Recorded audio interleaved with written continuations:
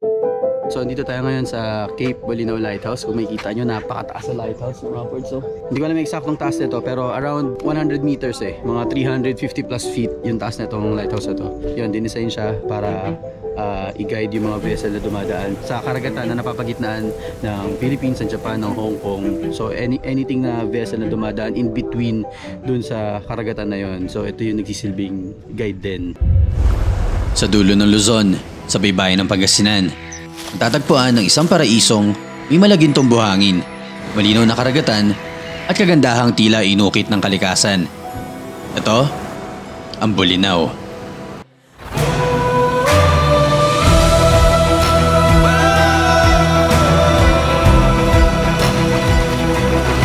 Matagal nang kilala ang Bolinao bilang isa sa mga pinakamagagandang destinasyon sa Pangasinan. Pero kahit ilang beses ko na ito napuntahan, may bago at espesyal pa ring hatid sa bawat balik.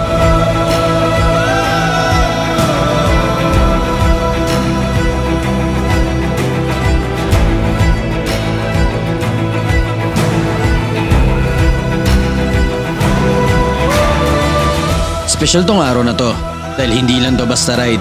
Ito ay selebrasyon namin sa nalalapit na kaarawan ni Babe. Kaya tara, samahan niyo ulit kami sa isa na namang adventure papuntang Bolinao.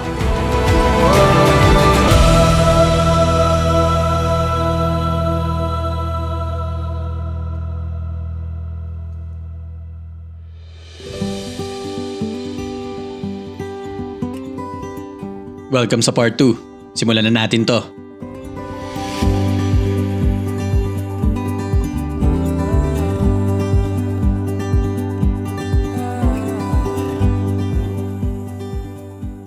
Yo, good morning mga ports. So yun, morning na. Actually, second day, last day na rin namin dito sa Bolinao, no? So overnight lang talaga tayo. Guys, namin nagamit ngayon kasi di ko na kinabalikan kagabi dahil natulog na rin kami after namin kumain, no? Anong oras ba? 7 AM na ngayon. 10 AM check-out na tayo. Yung check-in tsaka check-out time dito sa Myanmar. Kung ano oras kayo nag-check-in. So 10 AM kami nag-check-in kahapon. 10 AM din yung check-out. So ganun sa kanila. Di ba? Iba before, sa iba di ba kada 12 ka nag-check-in, check-out ka na mga 10 para may 2 hours lang na ano. Kasi naglilinis pa. Dito sa kanila, kung ano oras ka nag-check-in, yun yung check-out mo. So ayos. Nakayos na yung mga gamit namin, no? Medyo inayos na namin para mamaya nalagay na sa motor. Tapos, ito guys, morning goods. Diba? Yan, gumanda na rin yung ano. Kalmado pa yung dagat, maaga pa. May mga tao rin na mag-swimming. Goods yung morning. Mag-breakfast sa amin ni Babe. Bumili lang kami kagabi ng ano ito, cup noodles lang. Yan, alam nyo na. Pantawid ano, pampagising lang. Kain namin ng noodles. So, wala si Babe mag-aanap ata ng ano, mainit na tubig. Since mag-check out na, dali na rin namin lahat ng gamit. Daanan natin siguro yung lighthouse. Na-drone ko lang dati yun pero hindi namin napasok yung lighthouse kasi sarado. So ngayon, ewan ko, baka bukas. Try natin silipin, baka makapasok tayo sa lighthouse. Tapos, siguro magla-lunch lang kami sa may Campo Or. May nakita kami yung parang campsite. Maganda yung lugar, maganda yung place. Pwede mag-picture. So, silipin din natin yung Campo Or. Tapos doon kami magla-lunch. And then after lunch, siguro mga 1 or 2 PM, rekta, uwi na tayo, puntang Cavite. So yun, overnight lang talaga. Quick ride lang mga ports, no? Chill lang, parang ano lang to. Celebration lang namin, birthday ni Babe, no? Magbe-birthday na siya kasi yun yung gusto niya mapunta dito sa Bolinao ulit. Gusto niya mag-picture sa beach. So yun, kita-kits tayo, mamaya almusal tayo, let's go. Morning. Morning good. Tsaka Tinder. Kaya nga, problema natin. Iniisip ko nga, kaya nga tayo nagkak dito. Alam ko charot Tinder, ano yan? Ate, may ano ba kayo? Parang plastic na ano, mga spoon and fork, ganun. Ilan po? Dalawa lang, sa amin dalawa. Ay, thank you. One what if yan sa tao rin nakulat niya ba? Use lang niya yan. Ayun uy, nakapula. Birthday yan? Birthday ko. Birthday mo ba? Ay, legit. May picture lang kami dito bago kami mag-check out. Ano niya, birthday special niya. Wow. Uy, ba't ka baba? Kasi nakakatamad doon, ikot ka. Magpipicture mo na kami. So, hindi talaga adventure to guys. Picture taking talaga to. Photoshoot to eh. Kaya kami nag-ride. Yung pag-reach ng 30 ay isang napakalaking achievement sa buhay. Tandaan natin lahat, na ang edad ay kailanman hindi magiging hadlang sa pagtupad at pag-abot ng mga pangarap. Gamitin mo lang yung mga karanasan at mga nakuha mong kaalaman para mas pagyamanin hindi lang ang buhay mo, pati na din ang mga buhay ng mga taong nasa paligid mo. Check out na kami guys. Ayos kami ng gamit. Lagyan natin lahat sa motor para maayos na. Tapos sibat na tayo. Sibat na, sibat. Sibat.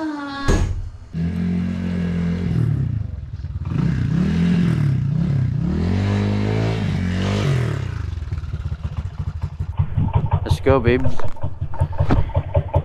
Let's beat the heat. Ay, nako, init. This is the reality. Bili muna tayong tube ice dito kay ate. Or mamaya na pabalik. Dito rin naman. Dito tayo dito mabalik, di ba? Dito tayo dadaan pabalik. Doon na tayo dadaan sa may Bulinaw. Yan tayo, may tube ice dito sa ate. Kailangan natin kapag ganito mainit ang panahon mga ports. Pabili po. Thank you po. Wala na bottled water? Wala, nabibigyan na lang daw niya tayo tubig. Ayun. Thank you. Opo. Manila pa. Ay, talaga.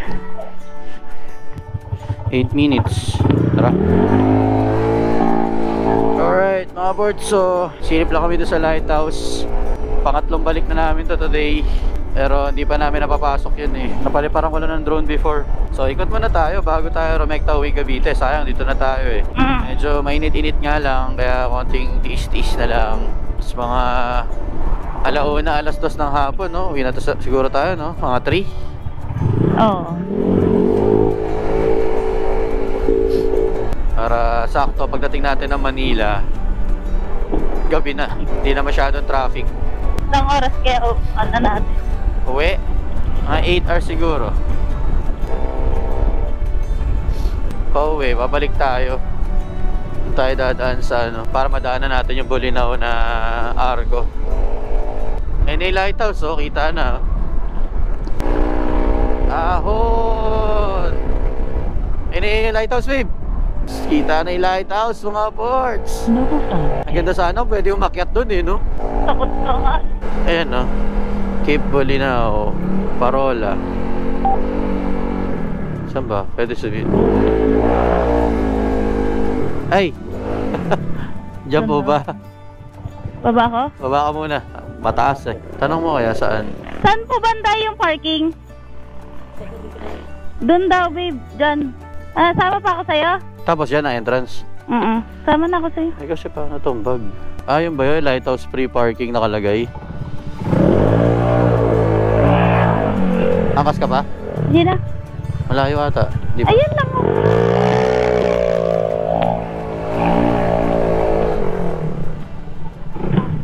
Ay mga ports, so dito tayo parking. Ayan.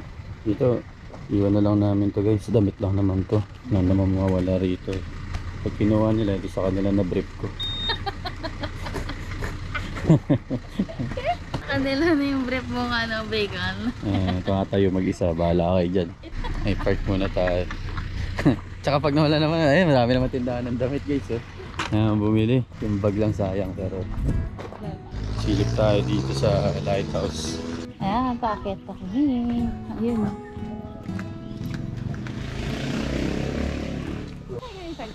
Yan, mga ports, dito tayo ngayon sa Cape Bulinaw Lighthouse. Ayan mga ports, ang taas yung lighthouse. Oh. Ayan o. Ayan. Yung mga turista na nag-picture sa lighthouse. So ayan guys, taas niya no. Sayang lang, close, hindi pwede umakyat. Packet ka ba dyan? Meron, may hagdan yan eh. Hindi sa taas eh. Malululain ka nga. Siyempre, magpapanggap ka lang kunwari matapang ka. Okay mga ports, so dito tayo ngayon sa Cape Bulinaw Lighthouse. Kung makikita nyo, napakataas sa lighthouse mga ports. So, yan. So, hindi ko alam yung eksaktong taas nito, pero around 100 meters eh. Mga 350 plus feet yung taas na itong lighthouse na to. Actually, itong Cape Bulinaw Lighthouse, dinisenyo to para gawing ang guide ng mga vessel na dumadaan dito, mga ports. Ayan, yung mga dumadaan sa karagatan na napapagitnaan ng Philippines, ng Japan, ng Hong Kong. So anything na vessel na dumadaan in between dun sa karagatan na yon. So ito yung nagsisilbing guide din. Yun yung mga role ng ano or yung purpose ng mga lighthouse. Kaya merong mga lighthouse, mapapansin nyo, 'di ba, yung mga lighthouse sa edge sila, tas karagatan, 'di ba?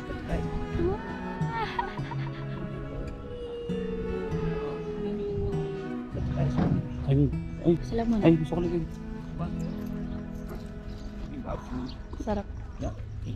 Huwag mo nang kayo sa mayang. Alright, let's go. So last stop namin guys, last destination sa Camp Poor. Silipin na natin doon. Pwede rin natong, may mga kainan din naman ata doon guys. So doon na kami mag-stay hanggang lunch. Tapos hanggang 1 or 2 PM, sibat na rin kami. Diretso, rekta na pa Cavite. So last na natin to, last destination. Let's go. Alright, so bali parang papasok pa to ng Bulinaw eh. Looban pa. Sana maayos kalsada doon. Yeah. Kasi medyo malayo-layo din, 30 minutes.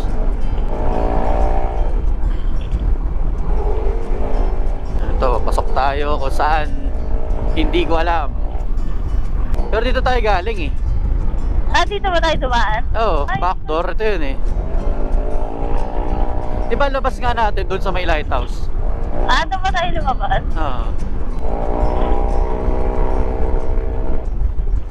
Dito medyo hindi na okay ang mga kalsada. Oo. Medyo ano to, liblib na guys. Ang ano lang, pag may init, nakakantok eh. No? Kaya maganda mamaya. After kumain, pahinga muna tayo.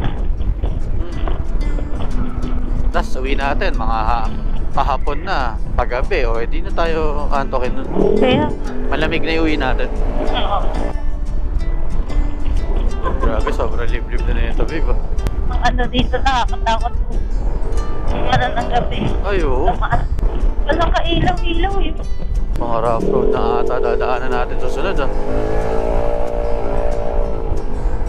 Parang dead end eh. Parang may dead end kang dadaanan.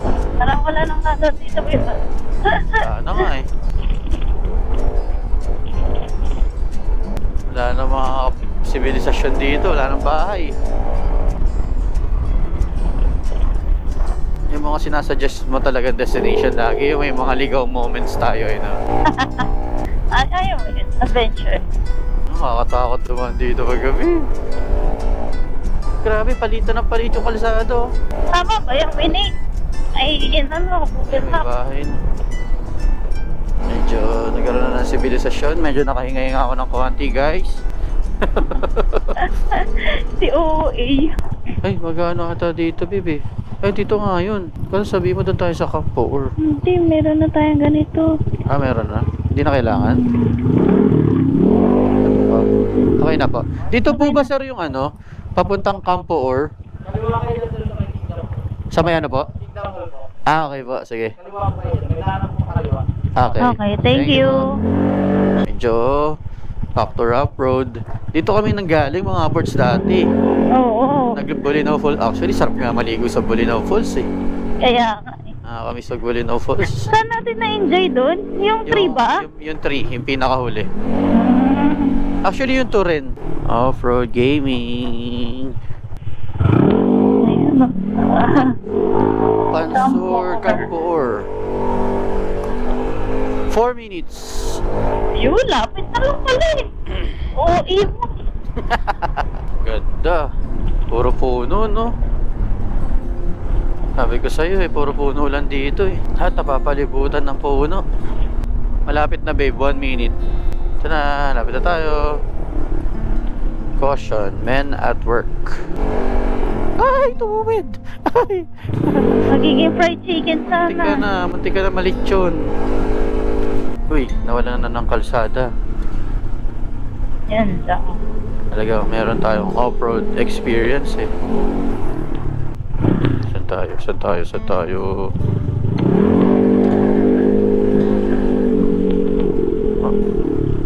Oh.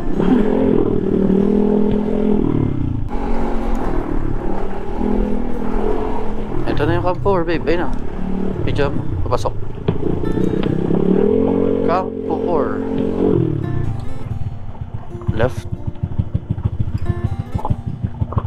Oh my god, what is this?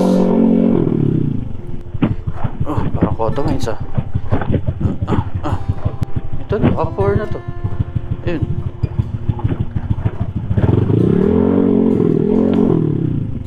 Saan? Layo ba? Ganun lang yung pin eh. Layo ba? Lawabang pa. Yung pin. Pero yung sa mapa tapos na. Wala. Off-road. Yan, yung mga ano. Ito. Saan ba Kampor? Road close eh. Ha? Road close? Boss? Pa? Lalakad na lang. Malayo pa po ba lalakarin? 5 minutes po. Ay, Malayo. malayo pa pala. Wala na pong parking doon? Wala, paano yan? 5 to 6 minutes. Ang dami natin dala. Medyo nagdududa ako sa 5 to 6 minutes si kuya. Kaya para makasigurado, nagpalipad na lang ako ng drone para makita ko kung gaano pa kalayo yung campsite. Meron tayong problema pagdating dito sa Campuor. Wala, hindi na pala abot yung motor dun sa campsite. So, sabi iwan na lang yung motor dito. Tapos, may walking na 5 to 6 minutes daw. Kaya ang mga lokal, kapag nagsabi yung 5 to 6 minutes. So, medyo 10 minutes yun. Doble yun. delegates tayo dyan. Yung problema kasi, ang dami natin dala. Laki ng bag natin. Tapos, may mga drone pa tayo, camera. Medyo mala. So, sisilipin ko muna sa drone. Tignan ko sa drone kung gaano kalayo. May kita naman siguro dyan yung Campuor. Kung gaano pa kalayo lalakarin. Silipin natin. Pakita ko sa inyo. Kasi may dalawa tayong helmet. Oo. Dala tayo helmet. May dala tayong bag. Tingnan muna natin. Bye!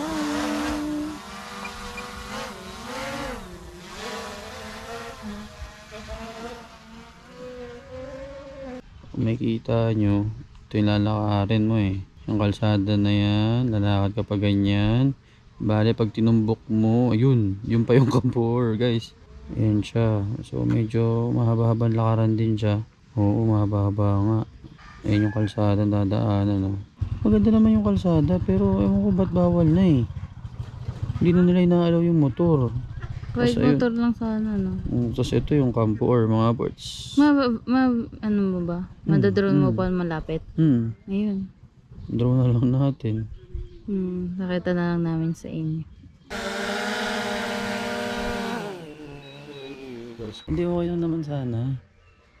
Kung wala tayong naman dalang Dami nating gamit. dala. Oo, itong bag pa lang, ang laki na eh. Tapos dalawang helmet, tapos camera pa, drone pa. Kaya not be talaga. Okay sana kung pwede rekta yung motor hanggang dun. Oo. Tapos maglalakad ka lang ng konti. Konti, oo. Pala 5 minutes, sa layo pa. Haba pa nalalakad. Sa drone, mukha lang maliit yun sa drone. Mukhang maiksi yun, pero malayo-layo pa yung pag nilakad. Let's go guys. Ano na lang tayo? Mag-lunch na lang kami ni Babe sa aming paboritong kainan sa Sungayan. Pero Google, search mo natin sa Google kung gaano kalayo yung Sungayan. Sungayan Grill. Sungayan Grill. Let's go. Minsan may mga bagay talaga na hindi agad sasang-ayon sa'yo. May mga plano na hindi din natutupad. Pero kahit ganun, go with the flow lang tayo. Enjoy na lang natin yung moment. Yung mga ganitong karanasan ay nagbibigay paalala sa mga magiging susunod na adventures natin. Hindi lahat ay magiging perpekto. Kaya imbis na mag-focus sa negatibo, pinili naming yakapin ng buong buo ang kasalukuyan. Tumawa at gumawa lang ng mga bagong alaala. Sa huli, ang tunay na adventure ay hindi nasusukat sa ganda lang ng lugar, kundi sa saya at pagmamahalan. Masaya kami na i-celebrate kahit papano yung special na araw ni Babe. Hanggang sa susunod na adventures mga ports. Huwag niyong kakalimutan, always thank the Lord in everything you do. Let every action be a reflection of His grace. Do it all for Him with a grateful heart because your life is His. Ride safe lagi, have fun, and peace out.